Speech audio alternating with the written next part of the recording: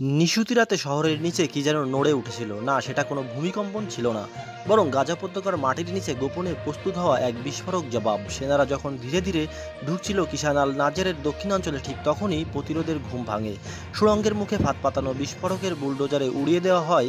Mortar শেলের ধাক্কায় কেঁপে ওঠে খান ইউনিস আর রাফার কিছু অংশ।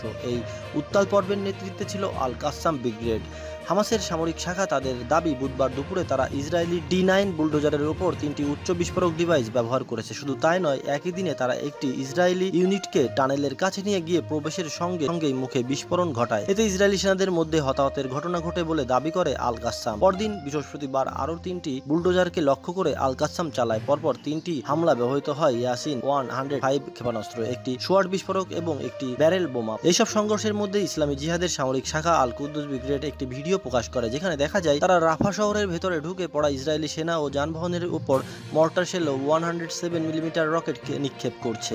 ভিডিওর ভাষ্য অনুযায়ী তারা রাফা বিনা ক্যাম্পে অবস্থিত ইসরায়েলি কমান্ডো কন্ট্রোল সেন্টারেও হামলা চালায়। এক যোদ্ধাকে বলতে শোনা যায়, আমাদের মনোবল অটুট, আমরা এখান থেকে সরছি না, ওরা ফিরে এলে আমরাও ফিরে আসবো। বিশ্লেষকরা বলছে, প্রতিরোধের এই ধারাবাহিকতা ইঙ্গিত দেয় গাজার ভেতর এখনও সক্রিয়ভাবে চালু আছে গেরিলা কৌশল, সুড়ঙ্গ ভিত্তিক বিস্ফোরণ, ব্যারেল বোমা, ক্ষেপণাস্ত্র এবং মর্টার শেলের ব্যবহার যুদ্ধের গতিপথকে আরও জটিল করে তুলেছে। দিন দিন স্পষ্ট হচ্ছে, যুদ্ধ শুধু আকাশপথ বা সীমানা নিয়েই নয়, এখন সেটা মাটির নিচেও চলছে। প্রতিটি সুড়ঙ্গ, প্রতিটি বিস্ফোরণ যেন ইসরায়েলি সেনাদের জন্য এক নতুন বিপদের বার্তা।